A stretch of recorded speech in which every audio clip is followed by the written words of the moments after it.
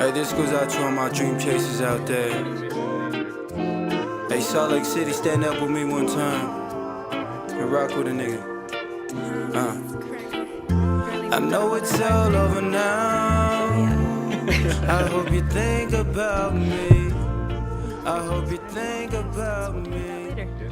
Okay. All right. Well, we're here with Brandon. He's a firefighter for Salt Lake City Fire Department, and Lauren met him through her work. Did we want to say your last name and where you work, or is that Totally? We can edit that out. If No, we you need to. totally can. Okay, Yeah. Right. cool. Okay. So, well, do you want to talk about how you guys met? Yeah, little sure. bit, yeah. So I have been at my place of employment. I haven't told anybody where I work yet, by the way, for about 7 months. And just after I started, our great, incredible leader told us we were going to be doing a team building activity, and that would consist of mental strength and spiritual tests, basically. And we had an Alpha, Bravo, and Charlie group, if I remember right. And Charlie was supposed to be the less physically taxing group, let's put it that way, like a lot more lifting and less running. So I was like, oh, yeah, I'm just going to do that one so I can look like a superstar. I was crying. I think most of our group cried.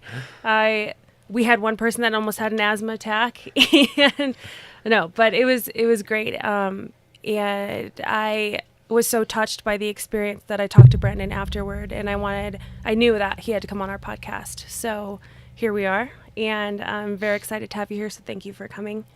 And I guess we will just start with a little bit. Can you tell us like who you are, where you started your journey with the Tribute Crucible, which we'll get into, and after that, I definitely want to touch on your World's Toughest Mudder. Yeah, totally. Yeah, we can get into all of it, whatever you guys want.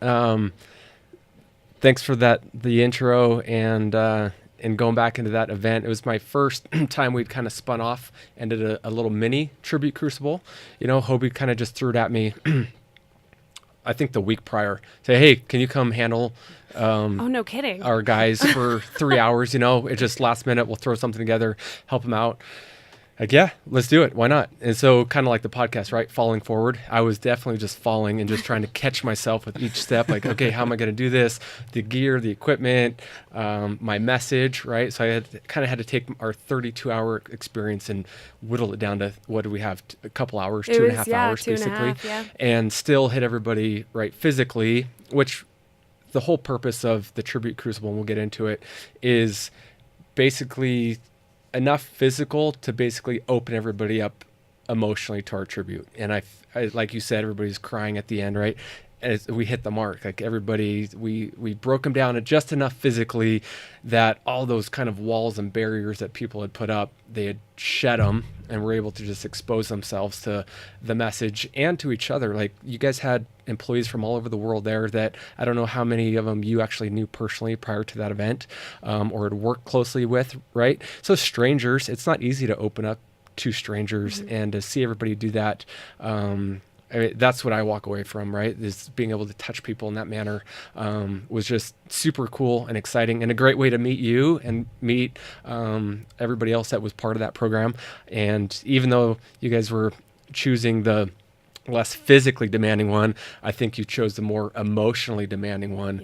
Yeah. And I think when you merge those two together, you create an experience that you won't ever forget.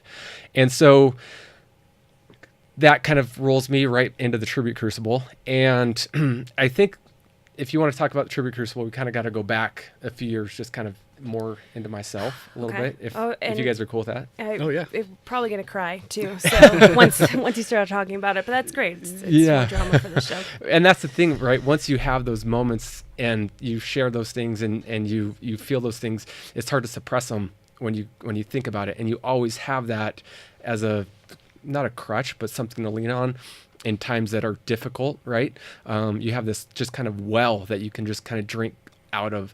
And I think in today's society, we're seeing more and more of those events come up, right? The Tough Mudders and the Kokoros and all the marathons and everything. People, I think we need that. It's just in our DNA to push ourselves. And it looks like, to me at least, society's moving more in that direction than wanting the hard things than, hey, I want this easy life. No, you want a hard life, right? Yeah. Because you you callous yourself and you make yourself tougher and stronger, more adept to challenging hard things and going through obstacles. And so that was kind of the core of the Tribute Crucible. I have grown up playing sports my whole life, like challenging hard things, 2 days in football, basketball practice. I think I enjoyed the preparation for the games almost as much or sometimes more than the actual games themselves. And I took a lot away from my coaches. And when I graduated high school, I went on and played college football for 5 years. And, that's a large chunk of my life that I spent just preparing for a singular game or event with my teammates. And I took a lot away from that. And when I left college and I was trying to figure out my way, and I tried numerous different things that I didn't know what I was going to do. My whole life I was focused on football, right? I was just going to play football. Well, what happens when football's over, So I got into some construction and real estate and whatever else. And I missed the camaraderie and the bonding that you have in a team. And so I started applying to fire departments, and lucky enough to get on with Salt Lake City. And I spent the first probably 8 years of my career at Salt Lake City just trying to be a really good firefighter and trying to take up as much away from those around me as I could, and just being a good dude for my buddies and somebody that they can lean on and count on, and likewise, right? And the cool thing about the fire service is you have a lot of time off. And you work 2 days, at least my schedule, I work 2 days and then I'm off for 4 days. And so in those 4 days, I started trying to fill those things with different occupations. I guess I got my real estate license and did everything. But all of those, I did those things more or less because I felt obligated to do something, but I wasn't really following my heart in that time off, And I went down to Encinitas, California. There's a group down there called SEAL Fit, which Mark Devine, former Navy SEAL, started. And he has this Crucible event. It's called Kokoro. And it's a 50-hour event, and you go down there, you sign up, you pay for this thing to go be like a Navy SEAL, right?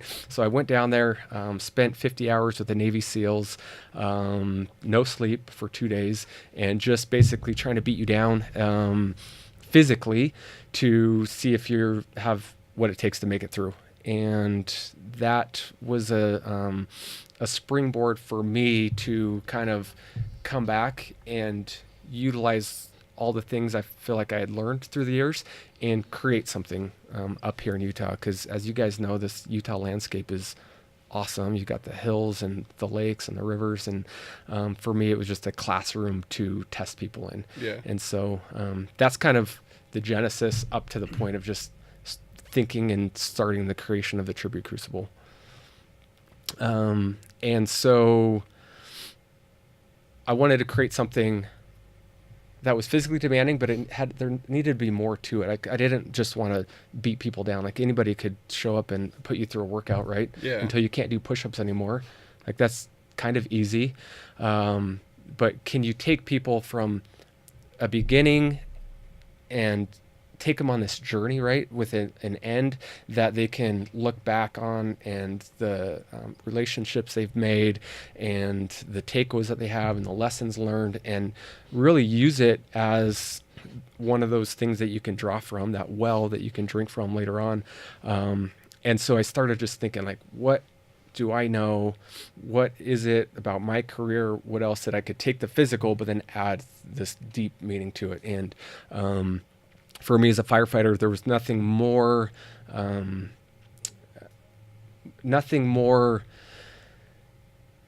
that I wanted to share, something that I feel like people, maybe the longer we get away from it, the less people are concerned about learning about it. And that was the sacrifices that were made by the 343 firefighters on 9/11.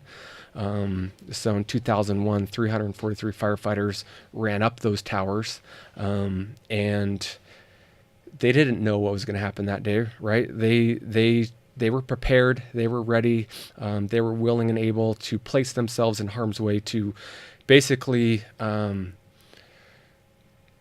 not create, but they effectively carried out the largest evacuation in almost human history. Probably they got, tens of thousands of people out of those towers before they collapsed. 343 of them were still inside those towers when they did collapse. And with that, brothers and husbands and dads and uncles were lost. And with that loss, there was a torch or a spirit that kind of snuffed out. And unless somebody's willing to... You got me tearing up.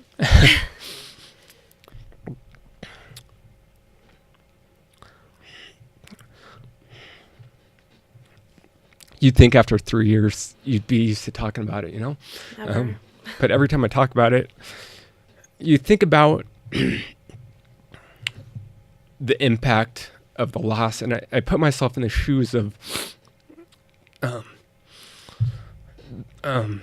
the family members, and you put yourself in the shoes of the neighbors.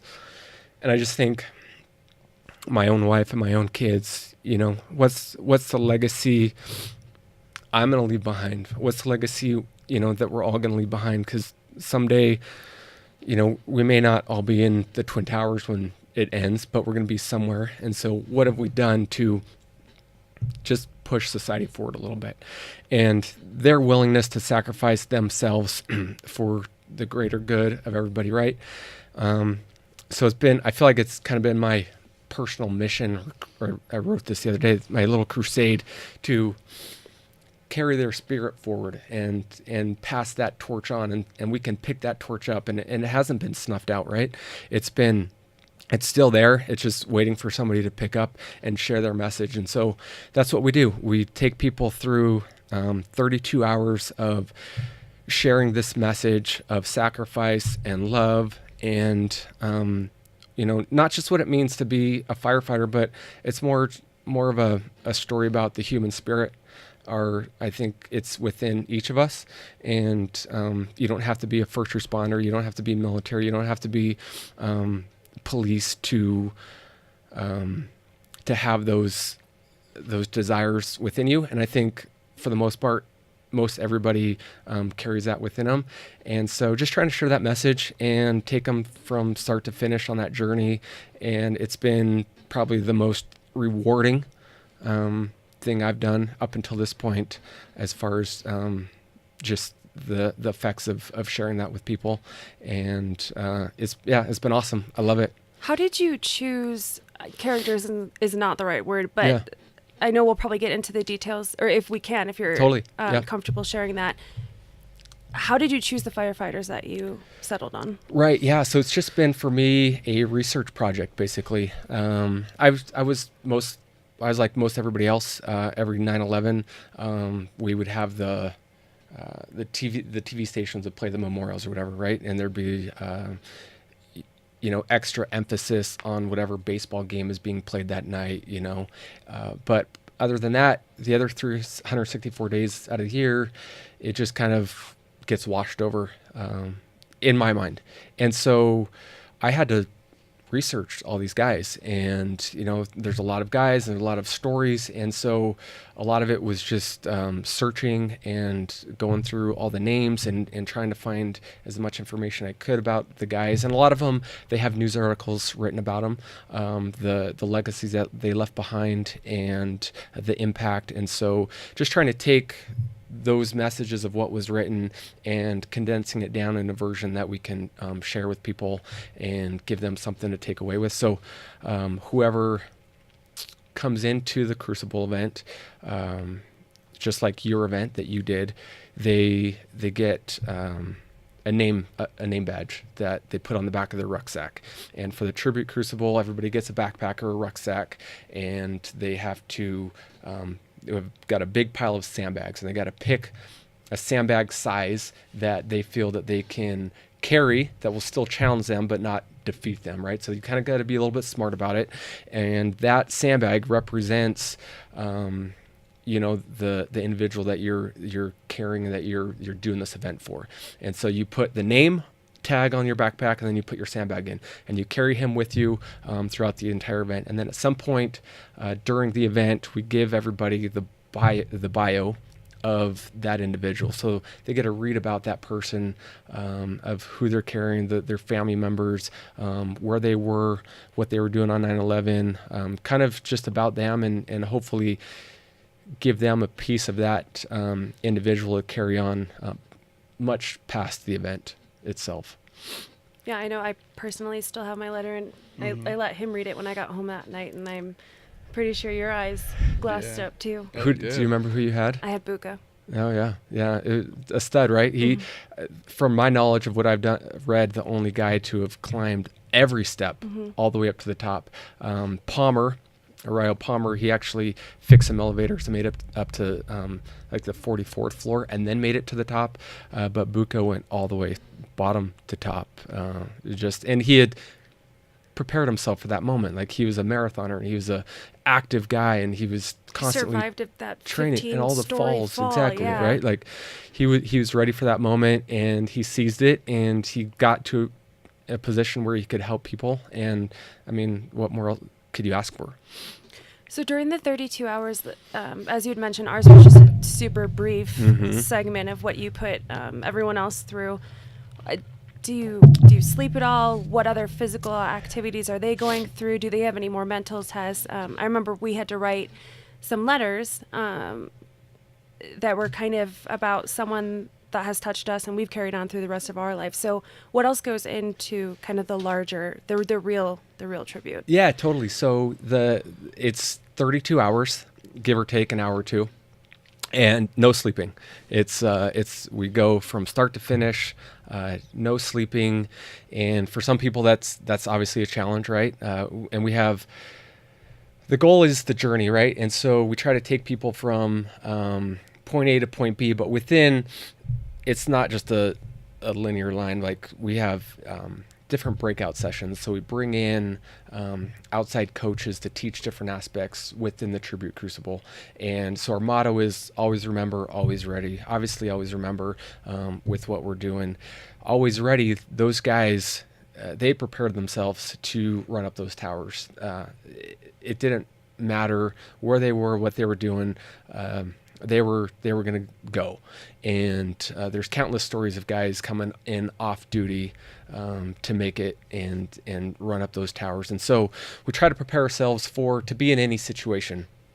And some of those things have to do with wilderness medicine. So if we're out hiking, backpacking, it could even be if you're in your car and you see a car accident, you got to run over and run to rage. So we try to give people a little crash course into emergency medicine, wilderness medicine, and so we have a scenario built in for that, and then we have a classroom portion out on the hill, basically, where we teach them, this is what you should be looking for, this is what you should be doing, these are things you want to be thinking about. So that's wilderness medicine. Another aspect is the hostage, basically the takeover of the planes, right? The passengers basically were faced with a problem, and they had 5 hijackers on each plane with basically military experience in how to take over a plane, and they had to face evil literally in an aisle or a seat next to them.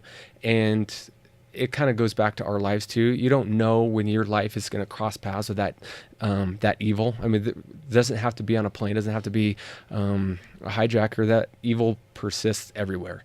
And, it's fight or flight. You probably, in most situations, you're going to have to flight, and it's probably the safest and best thing you can do. But there might be a time where you have to fight, and you can be prepared for that moment, or you're not. And so we bring in a really awesome dude. He's a world champion jiu-jitsu guy.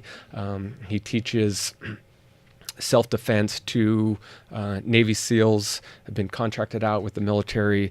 Just the best of the best when you think about it, in his instruction and in his ability, everything.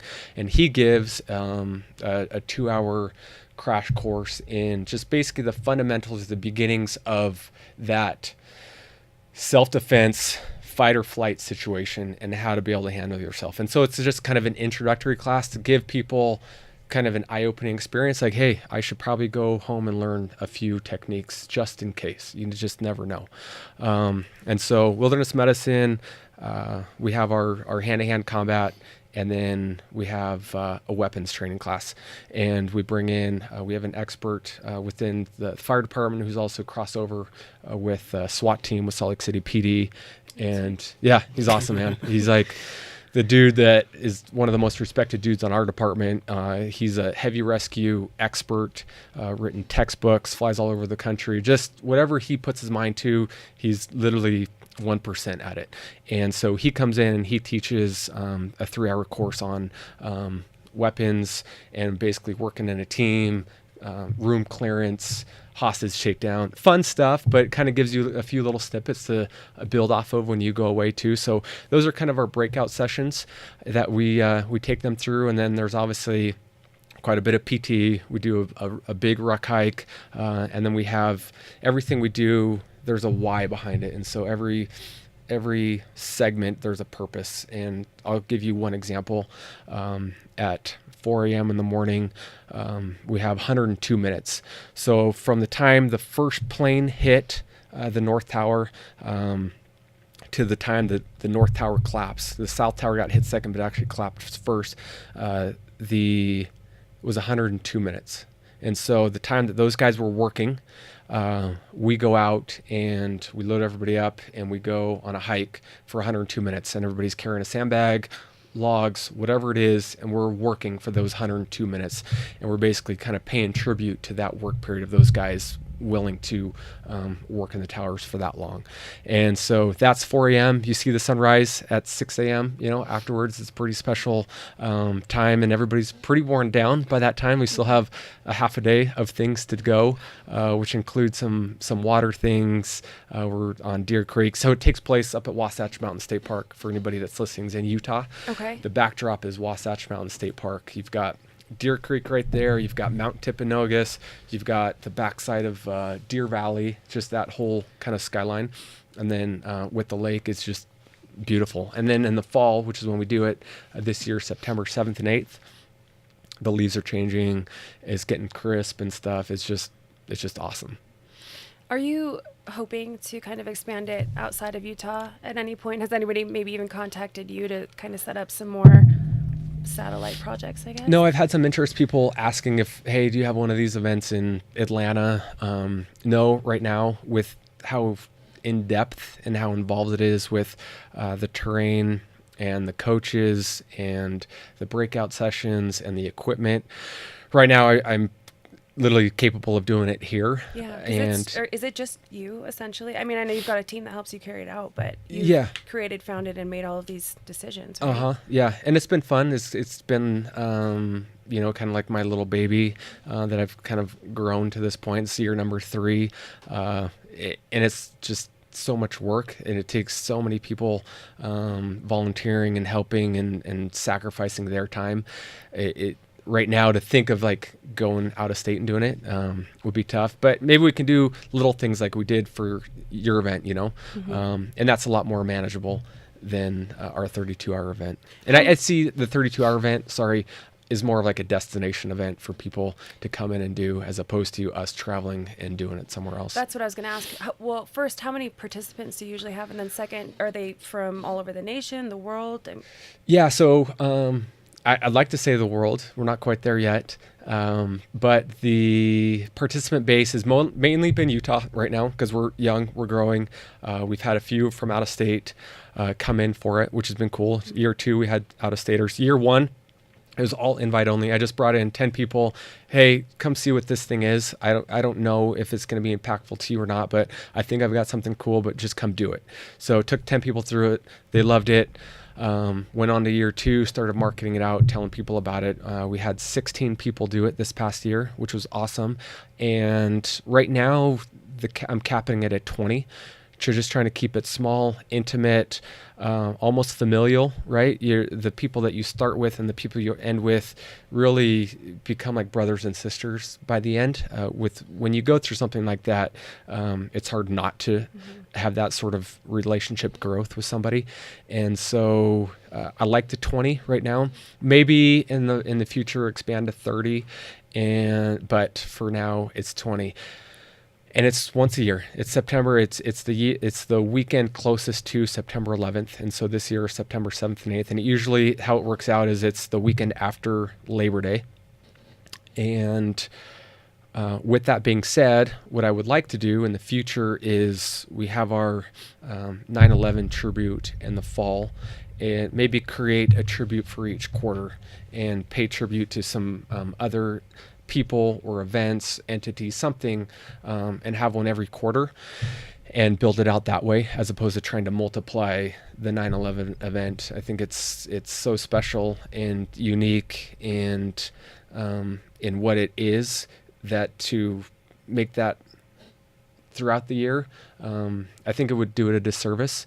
And so leave that where it's at and build a few different tributes. And there's a lot of things, right? And a lot of people to pay tribute to. So I think those possibilities are endless. Yeah, that's a great idea.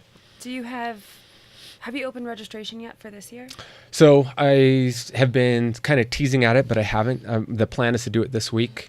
Just waiting on a couple different things. But yeah, the plan is to open that up this week. It'll just be through our website, tributecrucible.org. There's a link in the corner to register. And so that's right now. So I have the website and basically Instagram, and that's just kind of my two modes of just basically broadcasting information. Otherwise, I've been leaning heavily on just kind of a grassroots, organic style by utilizing the experiences of our past participants to just word of mouth and tell people. And I love talking about it. So anytime people are interested in hearing more about what it is or what it's like, or if they think they can do it, that's the biggest hurdle is, can I do it? Mm-hmm. Yeah. Do you have any physical, mental, or any other requirements that people have to meet before they can register? Nope. No. So I say no, but I usually kind of do a pre-screen interview just over the phone, talking to people. We're not to the point yet where we're getting inundated with people who have heard about it and want to do it. Maybe we'll get there. Maybe we won't. I don't know. And so most everybody I have a working relationship with going into it, because they're interested. They get a hold of me. We talk about it. We see if it's a good fit.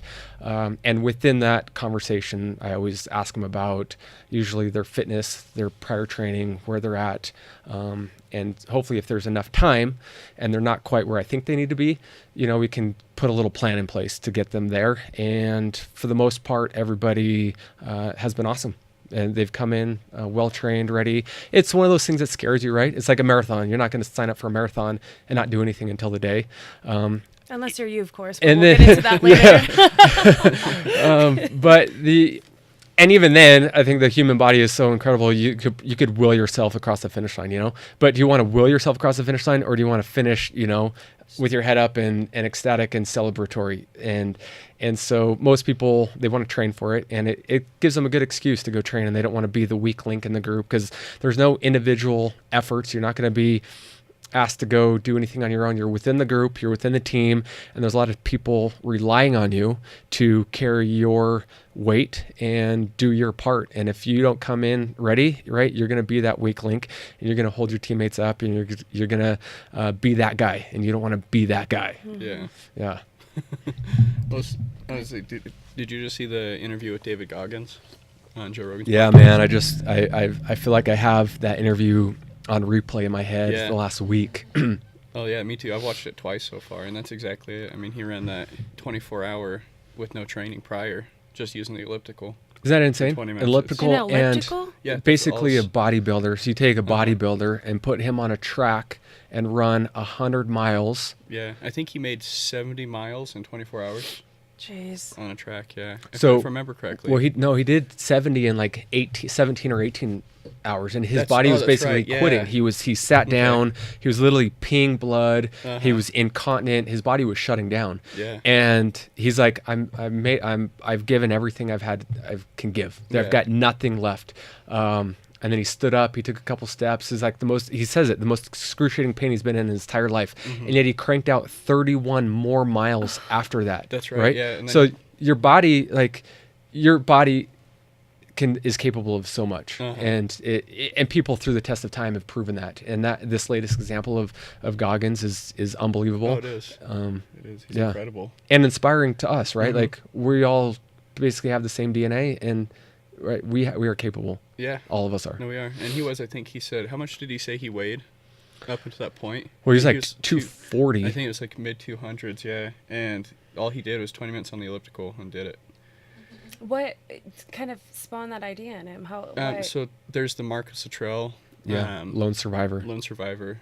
Oh, okay. Yeah, so there's a race that he wanted to do, and he was doing that as the cause. You know, he was backing all the Navy SEAL survivors and everybody, and he called up I can't remember the race that he was. Yeah, it's the Badwater. It's Badwater. It's the ultra through Death Valley in the middle of summertime. Yeah, right? He had called Scott up the Jurek did that one. Yeah, he had called up the race director, and the race director was like, "Well, that's cool that you want to do it, but you have to qualify for my race. You have to do 100 miles in 24 24 or something." And he said, "Then maybe I'll consider you if Yeah, you can do that." Totally. Wow. And then he did 101. So he did 101 miles in like 18 hours, and he was just like, "I did it right." He calls the race director back up, and the race director says, "That's great, but that race was a 24-hour race, and you only did race for like 18 hours. He's like, "You're gonna have to go do something else." And so he goes. I think he went to Hawaii or something, and did like, and their ultra is like 26,000 feet of climbing within that ultra, but just because he didn't have the background in that stuff, right? And he was bodybuilding, and he was heavy, and he was just a dude. But he wasn't like the dude yet. Yeah, and that's where he came up with that 40%. That every person only gives 40% of their ability. And he actually ran the 100 miles before he ever ran a marathon. Jeez. Yeah. Sometimes you gotta just do it, Right. I guess. I think he gave up on a marathon too because he couldn't. His legs just gave out on him. Yeah. With his family, if I remember correctly. Well, so he wasn't going to do one of the marathons. Yeah. And he was hurting too bad, and he ends up qualifying for the Boston Marathon. Oh yeah, in 3 hours. Yeah. Which is like a lifelong goal of Yeah. any Yeah. distance. And there was like his Yeah. third or fourth event. So, Yeah. yeah, going back to that. So my longest run prior to the 50 miles I did at World's Toughest Mudder was 13 miles like 6 years ago. And then I didn't run really other than a 5K leading up to it. And it's true, man. Like you can just will yourself with a big enough why to do stuff. And he's extreme, but I think has created this person, like he says, that a lot of us can aspire to at least be a little bit like. Oh yeah, and he's an incredible human being. There's also Sebastian Junger, the Tribe book. Mm-hmm. Have you read that? I haven't. So did you see the podcast with Sebastian Junger? I haven't. He basically talks about how every person is meant to be in a tribe, and that's why coming from football years, the camaraderie, you want to go into the fire department. Same with police officers, military. He filmed the documentaries Restrepo and Korengal. Oh, Restrepo. Oh, those were Yep. good. Yeah. Yep. But I mean, it kind of brings it back to the mindset for the firefighters. Just the first responders in general. In the Twin Towers attack, I mean, everybody that saw that happening pretty much knew that when they go in there, they're going to die. And they're going to do everything they can to come out of there. But they united and did everything they possibly could to try to save people. Yeah. And it's incredible that human beings are the best in a stressful situation like that. Totally. For the most part. For the most part, right? Yeah. How do either of you know like the foundation of Tough Mudder? That's basically like a military inspired race, correct? Yeah, it's a good question. I don't know. I don't know if it's the guy from Scotland that kind of put this Tough Mudder thing up in his backyard, right? And they just had people do it. And then if it branched over here, I don't know the background on Tough Mudder. I didn't even know it started in the UK. I think. Okay. Don't quote me on that. However, the guy who's running it, or is kind of basically taken Tough Mudder Tribe and built it into what it is, he has a book out, and I don't remember the name of it, but it's definitely on my list of things to read just after doing World's Toughest. And I'd say read, but I have an Audible account, and I listen to most of my books. And so it's hard, right, in these times to sit and actually just read a book. But so while I'm driving, reading or listening to books, but definitely on one of my short lists to listen to. And I bet in that book he talks about it. I just don't know. I'll look it up and I'll put it in our link below too. So what made you decide that was the next thing you had to do? Yeah, I think going back to our DNA, I needed something, a challenge. And so some of my event history, which I didn't even realize until here recently. So I did Kokoro, which is a 50-hour event. I did True Grit. They have a couple of different variations of it, but it's a mountain bike race down in St. George, and they have a 100-mile version. And so me and a good buddy, Matt Tillotson, we did that 100-mile version, and it was nasty and hard. And I did Point to Point, which is another mountain bike race in Park City, which was an insane just elevation climb and difficulty. And that was 12 hours of riding. And I did that by myself. And that was like, I think it's good to do things in a team and with people. I also think it's good to do things by yourself. And I think you learn a lot about yourself. And there were points in that point to point race where I didn't think I was going to make it. I didn't think I was going to make one of the cutoff times. I was over just the pedaling and the grinding and like, one more hill. Are you kidding me? I got to do one more hill. And you do it, right? You just keep putting one foot in front of the other, and eventually you get to that finish line. And that was 12 hours in the saddle. There's 50-hour Kokoro, the other True Grit, World's Toughest Mudder. So I think I've just somewhere something clicked where I wanted these longer domain just kind of challenges. And so World's Toughest Mudder has kind of been on my radar a little bit, and timing's always been a little bit off. Had you done any of any Tough Mudders prior? I'd never done a Tough Mudder. And so I did. It was my first Tough Mudder I'd ever done. And heck, why not? If you're going to do it, may as well go big. Yeah. And so started putting a plan in place and training for it, cross training for it. If people don't know what it is, it's a 5-mile loop. And within the 5-mile loop, you have 21 obstacles that you've got to go over, under, through, whatever. And this past year, all of those involved some sort of water. And so you're just basically cold the whole time. And the race I think it started at noon on a Saturday and ended at noon on a Sunday. And the whole goal is to run as many laps as possible and get it done within 24 hours. And so my goal was to get 50 miles in. I was just doing the math in my head. I figured this is manageable. This is doable. I could handle, 5-mile loops every couple hours and get it done. But why was I going to do it? Just my own personal motivation and gain. And I think a lot of people can work off of that.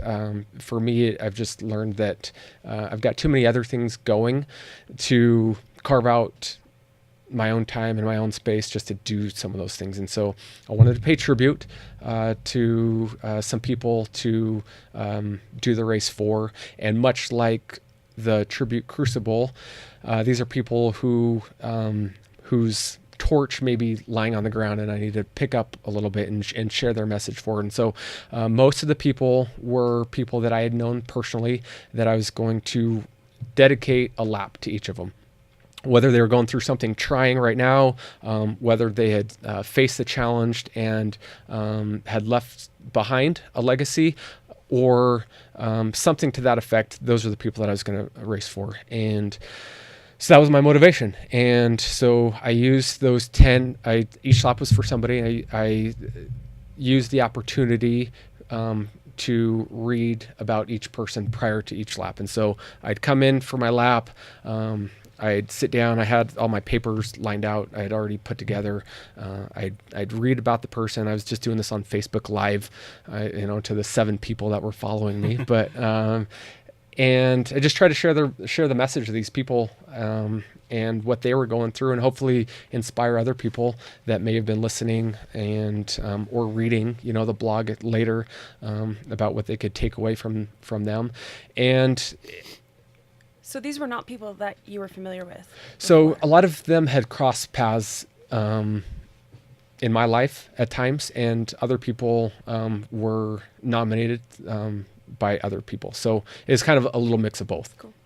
And yeah, and it was humbling. It was awesome. It was cool. It was tiring. The race was, I loved every minute of the race. It was cool. Even, 2 a.m. when you don't want to get back out there. And I think when you attach yourself to something bigger than yourself, you find the motivation, or the will, or the drive, right, to get back out and join the fight. And that's what I did, for 10 laps. And I started off running. I ended running. I felt great. It was, an incredible event. It was in Vegas this past year. They're moving to Atlanta, Georgia this next year. So I don't know if I'll be able to make this next one. So I'm glad I got that one in before they left. But I took a lot away from that race. I really love how you tied in the tribute to this one as well. That makes it super special for you. Yeah, it was. And, the race was a 24-hour race. And so there's a gym up the street, Massive Athletics, and Nick Fowler is the coach up there. And he does a lot of remote programming for people. And I worked with him this past year, and he helped kind of put my training in place to get ready for it. And there were times where that training involved, being up at 4 a.m. and going through obstacles at 5 a.m. and doing different things like that. And the personal gain or the personal motivation, I don't know if it would have been there enough for me. I need to finish this race, and so I got to get up right now. But I got to do this race for these guys so people can hear about it. If I don't get it to lap 9, like, who's going to hear about Aaron Butler? If I don't get to lap 10, who's going to hear about Luke Grunther? And so you get up at 4 because these guys need you to get up, right? And so I've kind of taken that approach to my life and utilizing a platform and an opportunity to share a message about these guys that I don't think a lot of people would have ever learned about, That's incredible. Do you have anything, what's next for you? Yeah. You got to have something down the pipeline. Yeah, that's a good question. Right now, year 3 is just getting ready for Tribute Crucible right now, and just trying to get that in a place where it's sustainable. Which would be awesome. Well, that reminds me, if somebody wants to help or volunteer, should we have them? Do you need any more volunteers? Should they reach out to you? Totally. Yeah. Anybody can email me anytime, brandon@tributecrucible.org. My email, if you, or click contact at the website, tributecrucible.org. Yeah, I'm available all the time. Checking my phone probably too much for emails and stuff, like the most of us. But yeah, the more help, the more people that, it's something that you just like being around people that want to be around that. All right, and we're back after the GoPro battery died. I apologize if there's a noticeable, can't think of the word for that. Shout out to GoPro. Could use a new camera, just saying. Yeah. Come on, GoPro. Pulled through. Noticeable transition from a previous segment, but Boom. We were super close to wrapping it up anyways, I think. So. Yeah. Now we're going to go compete with Tim and Joe. Yeah. We got those guys. Let's keep this thing rolling. Let's get them to the Tribute Crucible. Right? That'd be awesome. We should definitely tag them in it. Why not? Dees knows Callan. Oh, yeah. So my old bodybuilding coaches, Heather and Justin Dees, they met Brian Callan after a Wise Guys show, maybe a month ago or so. They hung out for a few hours, and we actually met up with the D's yesterday. Just they're doing something for us for the Arnold Expo. Anyways, we should send this over to them and see if they want to share it. So the podcast that was on when you came in, that's Brian Callan. Oh yeah. So they gave him a shout out on that and on the Joe Rogan as cool. well. So that'd be interesting. See if we could somehow. Because Joe Rogan's 90 million listens or downloads a month. Got it, man. I'd be happy with 1 million. Yeah. So. I think last month we had almost 800. So we're getting close. Yeah, just people share a couple more here and there. But anyways, so is there anything else you wanted to mention? I think it's been awesome just coming out, sharing the story. I love talking about tributes, our message, our mission is tribute through action. And so just trying to do as many actionable things as I can to pay tribute to as many people and events and stories as I can to just kind of carve out and create a better world, I guess. I think we're all just trying to leave this place a little bit better than we left it. And so, yeah, I think that's kind of my message. I think it's a strong message. I listened to a podcast, the one that I sent you with Ari Shafir. Do you remember that in the 9/11? Yep. Do you know who Ari Shafir is? He's a comedian. It sounds familiar. Yeah. So completely, I never expected this podcast to come from him because he's like typical comedian. Like everything's a joke, and Right. you know, kind of one of the comedians that you unfollow on Twitter for a week because he says something that makes you angry. Mm-hmm. But he had one of his buddies that was an EMT. And the way it worked out was he was actually a reporter, and he was doing this EMT stuff on the side. He wanted to start reporting what the paramedics did in New York City. So the paramedics' reply was like, yeah, you can come and write about us, but why don't you take an EMT course and do this with us? And so he's like, all right, I guess I will. Yeah. He had some stuff happen, said it was hard, so I think he ended up getting out of it at the time. But then he was in the building next door to the World Trade Center, which... It's still there now. It's kind of near where the tributes are. The 9/11 memorial. I don't remember. It's a huge building with a mall, and it's one of the biggest transit centers in New York. I can't believe I'm drawing a blank on that, but Yeah. anyways, he just happened to be there. Yeah, I think he was a crime reporter or something like that. So he was there at like 6 a.m. to figure out, or earlier to figure out when or what stories he could report from the night earlier. Then they heard an explosion. And the building is like pretty reinforced apparently, so they just kind of felt a shake and they turned on the news and saw it. So he went out and he was waiting for his ambulance to show up that he was usually with. They came and they started helping people. He didn't know what to do, so he was getting them to an area that another one of the EMTs like designated. And he just talks about his experience and like, you know, sorry if this is graphic, but after the smoke had cleared to an extent, all of the rubble being pulled out, that was very graphic, the details that he had of pulling people from the fire and the remains of people. But just that podcast, I listened to it and I was humbled by it for, 3 or 4 days where it was just sitting in the back of my head. And that brought a lot of attention to it. And honestly, because, time has passed and I hadn't thought about 9/11 or the tragedy as much. Yeah. And so listening to that podcast and realizing like this is something that really happened. This is our history. This is something that could always happen, and making me more aware of it again is crucial. Crucial. I think it's very important what you're doing and being able to bring attention to it and help motivate people at the same time. It's amazing.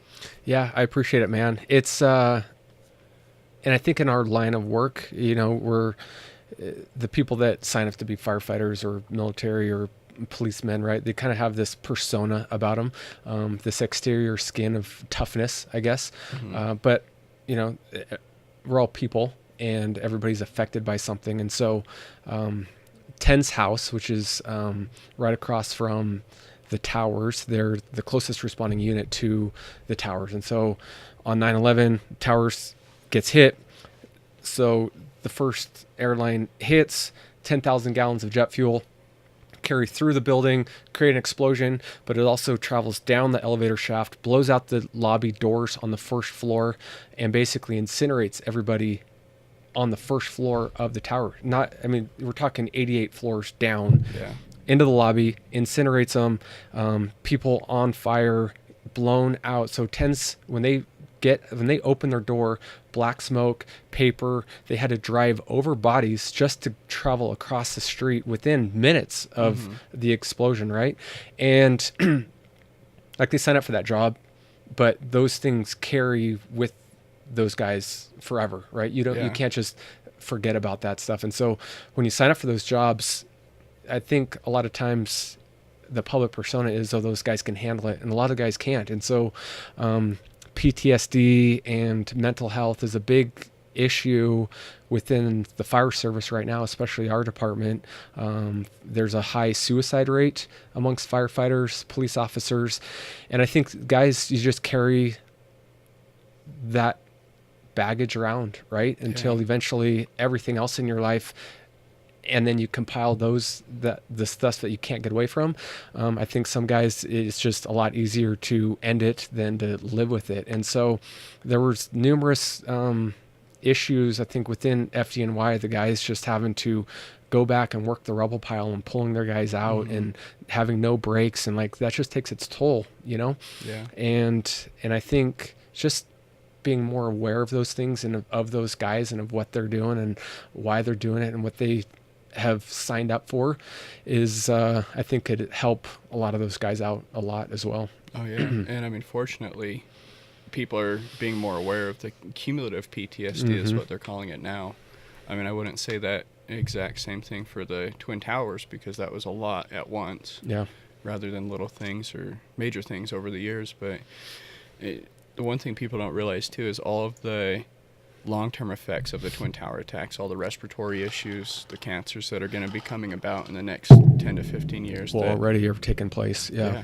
We've had several guys on the department who responded have come back and in the last 10, 15 years have all acquired some form of cancer. And, you know, all the dogs that worked the rubble pile, I think all of them died and or had cancer. So I think, you know, it's part of it. Yeah, I mean, there's sucks. There's a lot of people, or a lot of details that people don't realize. All they see is the segment on the news once a year, and and it's hard not to go about your daily life. But there is some appreciation that I think everybody needs to have. Absolutely. Thank you for your service here thank too. you very Yeah, much. you got it. You know, it's just I love it. It's a great job. It's like a family away from home. It's a second family, working in the firehouse for 2 days straight with, you know, your brothers and your sisters, and doing cool things, and you see a lot of things, and you deal with it, and you keep doing what you got to do, and it's a rewarding job, and I love it, and I'm just grateful that I have an opportunity to do it, especially in a place where we live, and the freedoms we enjoy, and it's all come from other people's sacrifices, and I'm just trying to stand on their shoulders and you know, push forward just a little bit. Yeah. Well, thank you. Yeah, and thank you so much. I know you don't get a lot of free time, so we really appreciate you being here. Yeah, thank you very much. Absolutely, man. Falling forward. I love it. Yeah, this was fun. Thank you. Well, we will put all of Brandon's information in the links below, and also on the landing page. So you guys can, if you want to, if you're local or not even local, want to volunteer for the Tribute Crucible. Or just sign up. Come do it. Yeah. Come push yourself. Get it See done. what you got for 32 hours. I promise. I kind of want to do it. So. I promise you it'll change your life. I know you It's would. awesome. Cool. Well, thank you, Brandon. Yeah, thank you very much. And, Absolutely. Thank you guys. We'll see you guys on Wednesday. Yeah, thank you guys for listening. Love you all. Find your gold. I hope you think about me. I hope you think about me. And it go like this. I know it's all over now. Yeah, girl, I guess you moved on. You moved on. Yeah, you moved on. You could say that in a sense you put your shoes on. But I hope you're doing fine though. Keep you in my mind though. I know me and your mama ain't seeing eye to eye though. But much love to her. I hope your family's well. I hope they know that everything I felt for you was real. And I wasn't kidding. And through your eyes you never saw no competition. But I was wrong for misjudging. I've learned along the way so I could speak on who I was then.